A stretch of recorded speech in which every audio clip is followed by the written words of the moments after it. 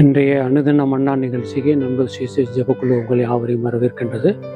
சங்கீதம் 57 2வது வசனம், எனக்காக யாவையும் செய்து முடிக்கப் போகிற தேவனாகி உன்னதமான தேவனை நோக்கி கூப்பிடுவேன் அப்படின்னு சொல்லி இந்த இதில் ஒரு ஜெபமாக தாவீது ஏறெடுக்கிற பார்க்குறோம். எந்த சூழ்நிலையில் ஏறெடுக்கிறாருன்னா, தாவீது சவுலுக்கு தப்பியோடி கெபியிலே ஒதுங்கியில் தனக்கு நஷ்டம் நேரிடாமல் இருக்கணும் அப்படின்னு சொல்லிட்டு இந்த ஜெபத்தை அவர் ஏறெடுக்கிறத நம்ம பார்க்குறோம்.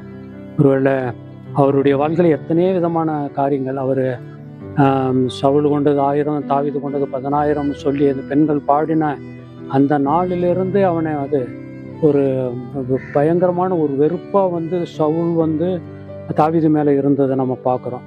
அவன் எல்லா இடங்களிலும் ஒரு தெள்ளு பூச்சியை தேடுகிறது போல தேடி பல காரியங்களை அவர் வேட்டையாடுறத பார்க்குறோம்.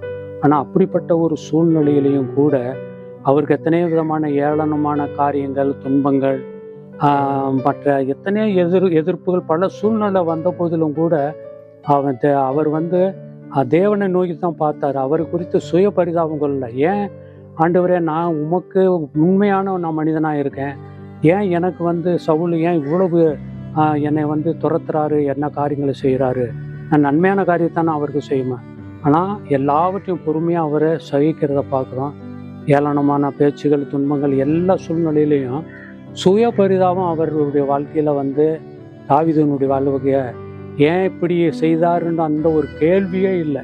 அந்த கேள்வி வந்தாலே சுய பரிதாபம் வந்துடும். அது மட்டும் இல்லை, உள்ள சுய பரிதாபம் வரக்கூடாது, வெளியே அந்த வஞ்சகத்தை எப்படியாவது தீர்க்கணும். இப்படி செய்கிற மனுஷனை ஒரு நாளில் நான் ராஜாவானா என்ன, 2வது வருஷமே அவன் சவுல் ஆள்கிற 2வது வருஷமே தாவீதை நான் ராஜாவாக தெரிந்து கொண்டேன் என்று சொல்லிட்டு ஆண்டவர் சொல்றாரு. ஆனால் ஒரு நாளில் நான் ராஜாவாக அவனுக்கு சரியான பாடம் கற்பிப்பேன் என்று எந்த காரியமும் அவருடைய உள்ளத்தில் இல்லவே இல்லை. அதுக்கு பதிலாக எல்லா நேரத்திலையும் தேவனையே அவர் நோக்கி பார்த்துருக்கிறாரு. அப்படி பார்த்ததனுடைய விளைவாகத்தான் அவர் என் இருதயத்துக்கு ஏற்ற மனிதன் என்று பார்க்குறோம். யோசேப்பினுடைய வாழ்க்கையில கூட பார்க்கும்போது தாவீதை போல தான் அவருடைய வாழ்க்கை எத்தனையோ விதமான சகோதரர்களால் அது குழியில் போட்டது, தூக்கி அப்புறம் விற்று போட்டது, அப்புறம் அங்கே போய் போர்த்திபார் அரமனையில் அவளை தவறான அவருடைய மனைவி தவறாக சொல்லி எத்தனையோ காரியம் ஜெயிலில் போட்டாலும் கூட எல்லா இடத்துலையும் தேவனோடு தான் கூட இருந்தார். தேவனுக்கு தான் முதலிடம் அப்படின்னு சொல்லிட்டு அவருடைய வாழ்க்கையில் முக்கியத்துவம் கூட எப்படி தாவீதை போலவே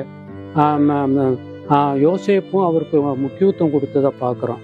எனவே நம்முடைய வாழ்க்கையிலையும் கூட ஆண்டவருக்கு நம்ம உண்மையாக இருக்க நமக்கு எத்தனையோ விதமான காரியங்கள் எதிரடையாக வந்து கொண்டே இருக்கும். அது துன்பங்களாக இருக்கலாம், அது வியாதியாக இருக்கலாம், அது பிரச்சனையாக இருக்கலாம், அல்லது மற்றவர்கள் மூலமாக நமக்கு வருகின்ற இடர்பாடுகளாக இருக்கலாம், சோதனைகளாக இருக்கலாம். இது எல்லாம் இருந்தாலும் கூட அது கண்டிப்பாக அந்த சோதனைகள் மத்தியிலும் தேவன் நம்மோடு கூட இருக்கிறார் என்பது தான் மிக முக்கியமான ஒரு காரியம்.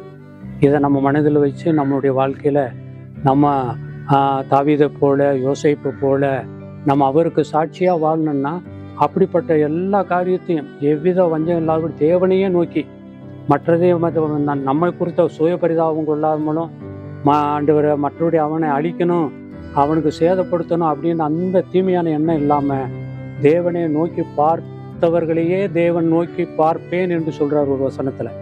அப்படி நம்ம பார்க்கும்போது கண்டிப்பாக ஆண்டவர் தாமே நம்மளுடைய வாழ்க்கையின் அப்படிப்பட்ட பெரிய கிருபைகளை தருவாராக. ஆமேன். ஜெபம். நல்ல ஆண்டவரே, அந்த வேலைக்காக நன்றியோடு உண்மை துதிக்கிறோம், உண்மை ஸ்தோத்திரிக்கிறோம். நீ கொடுத்த வசனத்துக்காக நன்றி ஆண்டவரே. அந்த வசனத்தின்படி எங்களுடைய வாழ்க்கையிலையும் ஆண்டவர் உண்மை நோக்கி பார்த்து ஆண்டவரே அதிகமான ஆசீர்வாதத்தை பெற்றுக்கொள்ளத்தக்கதான கிருபைகளை தந்து வழி நடத்தும். இயேசு கிறிஸ்துவின் நாமத்தில் கேட்கிறோம் பிதாவே. ஆமேன்.